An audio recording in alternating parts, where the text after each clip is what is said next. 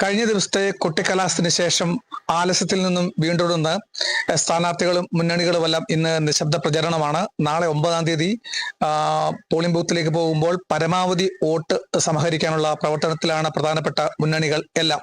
ഇന്ന് നിശബ്ദ പ്രചരണമാകുമ്പോൾ സ്ഥാനാർത്ഥികളും അവരുടെ പ്രവർത്തകരുമെല്ലാം വീടാന്തരം കയറി പരമാവധി വോട്ടുകൾ ശേഖരിക്കുകയാണ്.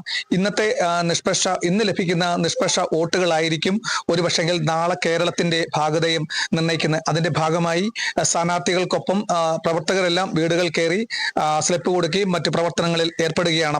ഇന്ന് രാവിലെ തന്നെ പത്തനംതിട്ട ജില്ലയുടെ വിവിധ കേന്ദ്രങ്ങളിൽ, പ്രത്യേകിച്ച് നഗരത്തോട് ചേർന്നിട്ടുള്ള അങ്ങാടിക്കൽ, കൊടുമൺ ഭാഗത്തും മറ്റുമൊക്കെ പ്രവർത്തകർ അവരുടെ പാർട്ടിയുടെ ബൂത്തുകൾ കെട്ടിയും കൊടിതോരണങ്ങളൊക്കെ കമാനമാക്കിയും നാളെ രാവിലെ പോളിംഗ് ബൂത്തിലേക്ക് കൃത്യം 7 മണിക്ക് തന്നെ വോട്ട് ചെയ്യാൻ പോകുമ്പോൾ അവർക്കൊപ്പം തന്നെ അവർക്ക് വേണ്ട എല്ലാവിധ സ്വീകരണ ക്രമീകരണങ്ങളും സ്ലിപ്പുകളും ഒക്കെ തന്നെ ഈ ബൂത്തിൽ നിന്നും കൊടുക്കത്തക്ക രീതിയിലാണ് പ്രധാനപ്പെട്ട 3 മുന്നണികളുടെയും പ്രവർത്തകർ നടപടികളുമായി മുന്നോട്ട് പോകുന്നത്.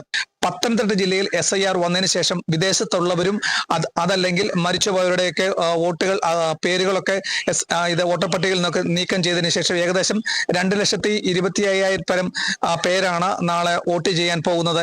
അവരായിരിക്കും ഭാവിയുടെ അല്ലെങ്കിൽ പത്തനംതിട്ട ജില്ലയുടെ അല്ലെങ്കിൽ കേരളത്തിന്റെ ഭാവി നിർണ്ണയിക്കുന്നതിന്. അതിനുവേണ്ടി പരമാവധി വോട്ടുകൾ സമാഹരിക്കുക എന്ന ലക്ഷ്യത്തോടു കൂടിയാണ് 3 മുന്നണികളുടെയും പ്രവർത്തകരും സ്ഥാനാർത്ഥികളും ഈ പത്തനംതിട്ട ജില്ലയുടെ വിവിധ കേന്ദ്രങ്ങൾ, 5 കേന്ദ്രങ്ങൾ, അതായത് 5 മണ്ഡലങ്ങളുണ്ട്.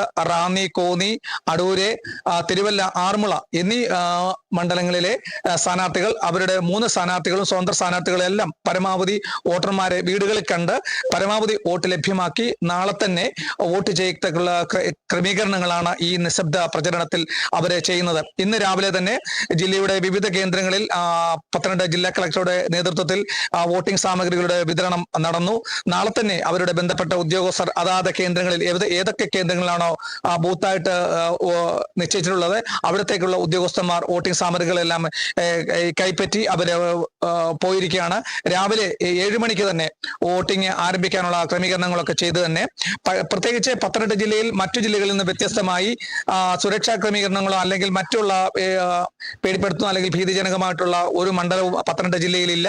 അതുകൊണ്ട് തന്നെ കേന്ദ്രസേനയുടെയും ജില്ലാ പോലീസ് മേധാവിയുടെ നേതൃത്വത്തിലുള്ള പോലീസുകൾ ഇന്നലെ റൂട്ട് മാർച്ച് ജില്ലയുടെ വിവിധ കേന്ദ്രങ്ങളിൽ നടത്തിയിരുന്നു. അങ്ങനെ ജില്ലാ ഭരണകൂടത്തിന്റെയും ഇലക്ഷൻ കമ്മീഷന്റെയും ഒപ്പം തന്നെ 3 മുന്നണികളുടെ നേതൃത്വത്തിൽ നാളെ നടക്കാവുന്ന വോട്ടിന്റെ എല്ലാവിധത്തിലുള്ള സജ്ജീകരണങ്ങളും പൂർത്തിയായതായിട്ടാണ് നമുക്ക് അറിയാൻ കഴിയുന്നത്. പത്തനംതിട്ടയിൽ നിന്നും കേരള വിഷൻ ന്യൂസിന് വേണ്ടി ക്യാമറ പേഴ്സൺ പ്രദീപ് അങ്ങാടിക്കൊപ്പം പ്രസാദം ജെ, പത്തനംതിട്ട.